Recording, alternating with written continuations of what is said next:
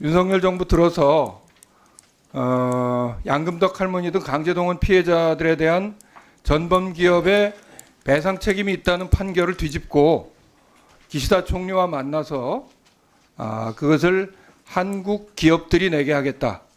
그리고 구상권 절대로 청구하지 않겠다는 약속까지를 했습니다. 그래서 그 당시에 박진 장관이 우리가 물컵 반잔을 채웠으니까 나머지 반잔은 일본이 채울 것이다. 이렇게 얘기를 했는데 과연 그동안 나머지 반잔을 채웠을까요? 이번 샌프란시스코에서 만나면서 윤석열 기시다 회담이 7번 열렸습니다.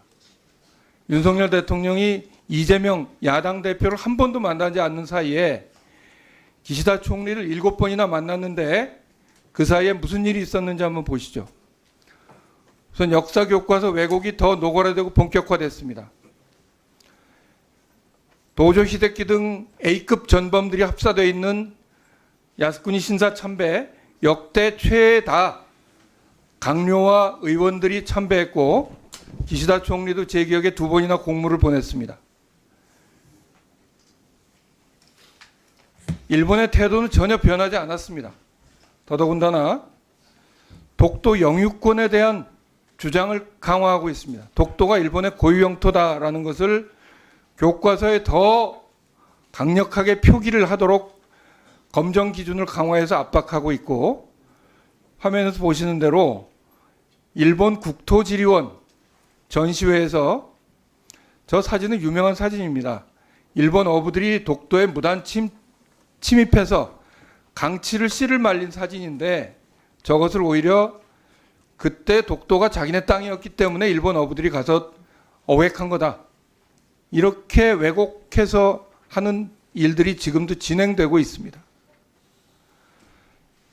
나머지 반잔을 채우기는커녕 사진에서 보시다시피 그 반잔에 물을 쏟아버리고 독도가 일본의 고유 영토다라는 주장을 점점 강화하고, 그리고 거기에 발맞춰서 3억엔을 독도 홍보 예산으로 새로 책정해서 하고 있습니다.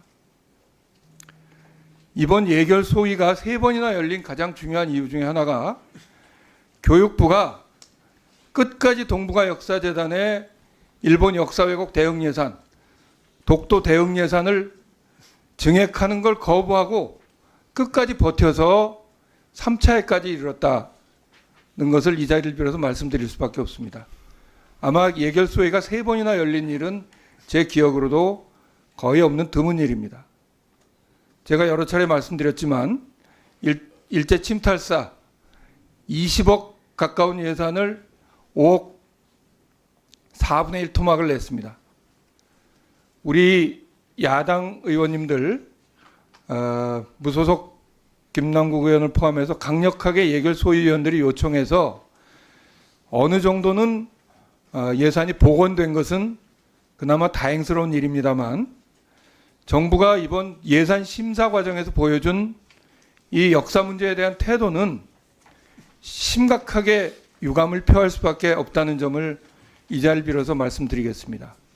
그리고 장상용 차관을 비롯한 교육부의 오만한 태도, 야당을 무시하는 태도를 지적하지 않을 수 없습니다. 첫 번째, 1차 소위에서 우리 야당 소위원님들이 이런 항의를 몇 차례나 했습니다. 어떻게 여당 의원님들 주장한 항목은 대부분 수용이고 야당 의원님들이 주장한 대목은 대부분 불수용이냐. 1차 회의에서 이런 주장을 우리 도종환 의원님도 하셨고 저도 했고 우리 야당 의원님들이 그런 주장을 했습니다. 이건 명백하게 불공정하고 야당을 무시하는 태도라는 점입니다. 자, 두 번째, 2차 소위가 열리는 중에 쟁점을 해소하기 위해서 간담회가 열렸습니다. 그 자리에서 장상윤 차관은 그 자리에 참석한 동북아 역사재단 실장의 주장이 자신의 주장과 맞지 않다고 해서 그 동북아 역사재단 실장을 윽박질러서 도종환 의원님의 지적을 받았다고 들었습니다. 제가 이석한 이후의 일입니다. 그리고 제가 또 경악을 금치 못할 일이 한 가지 있었는데 화면을 한번 좀 봐주시죠. 그날 장상윤 차관은 뜬금없이 국사편찬위원회 사업을 보니까 노동신문 스크랩 같은 사업이 포함되어 있더라. 이게 무슨 말을 하는 거겠습니까? 교육부가 우리 소속기관인 국사편찬위원회에 대해서조차 이런 불신을 가지고 있다는 것입니다. 국사편찬위원회는 북한 사료 수집 연구를 하는 기관으로서 국정원으로부터 비밀 취급 인가를 받은 기관입니다. 노동신문 스크랩하는 것이 당연해요. 그런데 느닷없이 역사 예산 심의하다가 국사편찬위원회가 노동신문 스크랩하는 장상윤 차관, 이 사실을 알고 있었습니까? 취급 인가기관이라는 거 뭐 자체는 모르고 있었는데 몰랐죠? 제가 언급한 사업은 이 사업은 아닙니다. 그 기관 자체가 예. 비밀 취급 인가를 받은 기관이란 말이에요. 노동신문 스크랩 할 수 있어요. 할 수 있습니다. 근데 왜 그걸 뜬금없이 거기서 얘기를 꺼냈냐는 얘기예요. 난 그 태도에 대해서 지적을 하는 거예요. 제가 말씀드린 그리고 또 하나? 사업은 남북 그 역사학자들 간의 교류를 통해 가지고 그 이 사료를 수집하고 정리하는 사업이었는데 그 이 사업이 작년에 예결소 예산 심사를 하면서 감액을 당했습니다. 그래서 와서 설명을 들어보니 증액 그 복원시켜달라고 설명을 들어보니 노동신문을 내용 스크랩할 자체가 수 있는 기관이라고. 아니, 그러니까 기관은 맞죠. 예. 자, 근데 그 얘기를 한 거고요. 잠깐만. 그 또 하나 제가 그 교육부 태도에 대해서 자 어느 정도 복원이 된 부분에 대해서는 제가 그나마 다행스럽다고 얘기를 했습니다. 그런데 20억을 5억으로 삭감시켜 놓고 이 문제에 대해서 야당 의원님들이 계속 문제 제기를 하니까 처음에는 연구 단가가 한국중앙연구원과 차이가 있어서 그랬다. 그 연구 단가에 대한 자료를 내놓으라 그랬는데 자료를 내놓지도 않았어요. 마지막 며칠 앞두고 기조실장이 그 연구 단가 문제를 갖고 왔는데 우선 이것은 말이 되지 않는 얘기입니다. 연구 대상이 다르고 연구 방법이 다르고 그런데 그것을 기재부의 연구 단가 핑계를 대고 삭감 근거로 댔어요. 자, 두 번째. 오늘 3차 소위에서도 교육부가 속내를 드러냈습니다.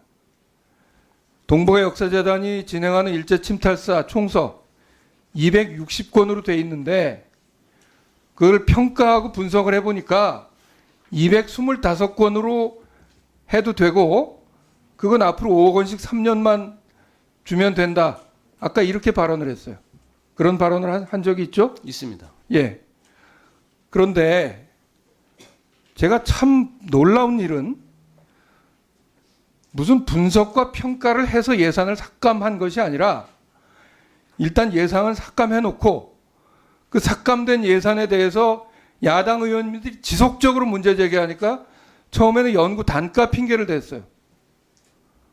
그러다가 이제는 아예 260권짜리로 되어 있는 그 총서를 225권으로 축소시켜도 충분하다 하는 것을 이거 어디하고 합의했습니까? 이것을 225권으로 해야 된다는 것을 누가 결정한 거예요? 아니, 결정을 한 건 아니고 저희가 내용을 그 정밀하게 분석을 해보고 대안을 검토를 해본 겁니다. 그런데 왜 야당 의원님들이 그 문제에 대해서 항의하니까 그것을 마지막 3차 소위 날 그걸 내놓고 유기용 의원님, 네, 좀 정리해 주십시오. 네, 마무리하겠습니다. 자, 그 야당 의원님들 노력으로 그리고 이 과정에서 중재를 위해서 이태규 소위원장께서 노력하신 부분에 대해서도 저는 평가합니다. 그러나 저는 윤석열 정부가 일본이 독도를 자기네 고유 영토라고 하는 주장을 점점 더 강화시키는데 왜 일제 침탈사 예산을 이렇게 삭감하고 이것을 이 정도까지 살려내기 위해서 야당 의원들이 이렇게 3차에 걸친 소위까지 피나게 노력을 할 수밖에 없었는지에 대해서 교육부의 태도에 대해서 다시 한번 엄중히 경고하고, 그리고 일제 침탈사를 260건을 225건으로 축소하는 그런 일은 없어야 된다는 점을 분명하게 말씀드리겠습니다.